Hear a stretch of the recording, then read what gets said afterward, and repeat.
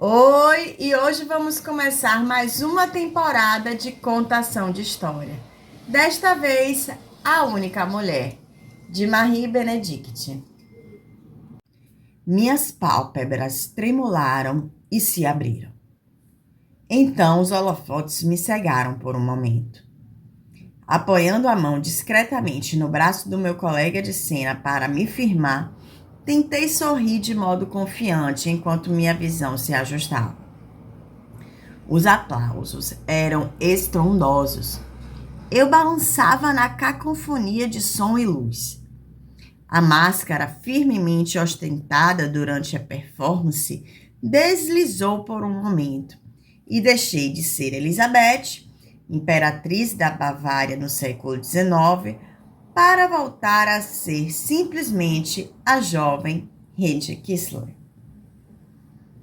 Eu não podia permitir que os espectadores do famoso Theatre an der Wien me vissem vacilar na atuação da amada imperatriz da cidade.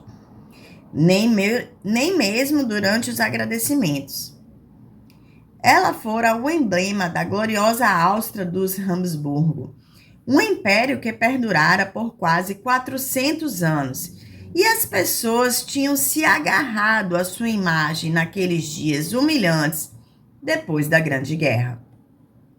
Fechando os olhos por um segundo, mergulhei profundamente em mim mesma, deixando de lado Hedy Kistler com suas preocupações pequenas e suas aspirações comparativamente mesquinhas. Convoquei minhas forças e assumi o manto da imperatriz outra vez, com a necessidade, determinação e o fardo de suas responsabilidades. Então abri os olhos e encarei meus súditos. A plateia se materializou diante de mim. Percebi que eles não estavam aplaudindo do conforto de seus assentos acolchoados de veludo vermelho. Tinham se erguido para uma ovação, uma honra que meus concidadãos vienenses ofereciam com parcimônia. Como imperatriz, aquilo me era devido, mas como rende, perguntei-me se aqueles aplausos eram realmente para mim ou para outro ator de Cici. Hans Geray, que interpretava o imperador Franz Joseph, era, afinal de contas, uma figura lendária do Theater an der Wien. Esperei meus colegas receberem os aplausos. Embora ovacionassem entusiasticamente os demais atores, os espectadores ficaram enlouquecidos quando tomei o centro do palco para fazer minha reverência. Aquele era, de fato, meu momento. Como eu gostaria que papai tivesse visto minha performance. Se mamãe não tivesse fingido estar doente em um plano óbvio para desviar a atenção de minha noite importante, ele teria me visto estrear no Theater an der Wien. Sei que teria apreciado a reação do público e o testemunho de toda aquela adulação poderia ter lavado a mancha de minha performance obscena no filme Êxtase. Um papel que eu desesperadamente desejava esquecer. O som dos aplausos começou a cessar e uma nota de desconforto caiu sobre a plateia quando uma procissão de lanterninhas desfilou pelo corredor central com os braços carregados de flores. Aquele gesto grandioso, em um momento público e inapropriado, perturbou os reservados vienenses. Eu quase podia ouvi-los se perguntarem quem teria ousado interromper a noite de estreia do Theater an der Wien com tal demonstração audaz. Só exagero de um pai ou uma mãe justificaria o ato, mas eu sabia que meus cautelosos pais jamais ousariam tanto. Será que a família de um de meus colegas tinha cometido essa gafe?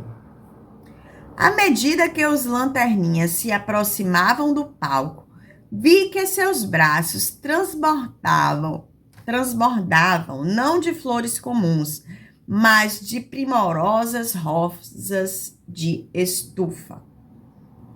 Talvez uma dúzia de buquês.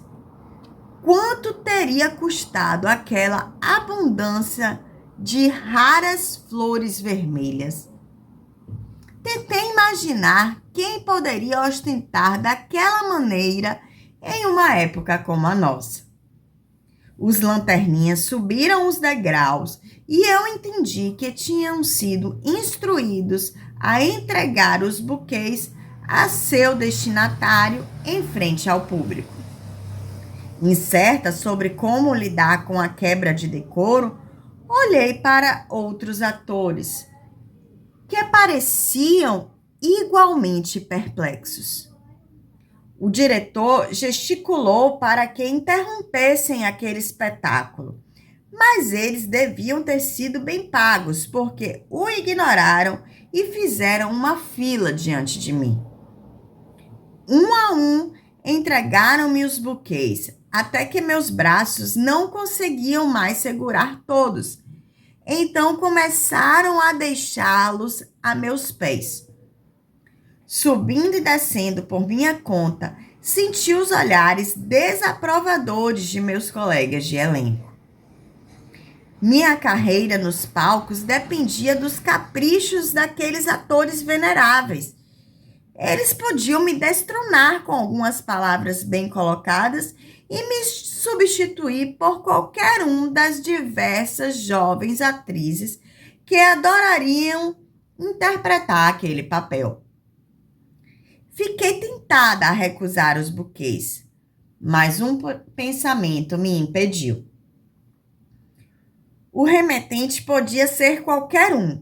Podia ser uma figura proeminente de um dos partidos que disputavam o governo, um membro do Partido Social Cristão ou um socialista do Partido Social Democrata.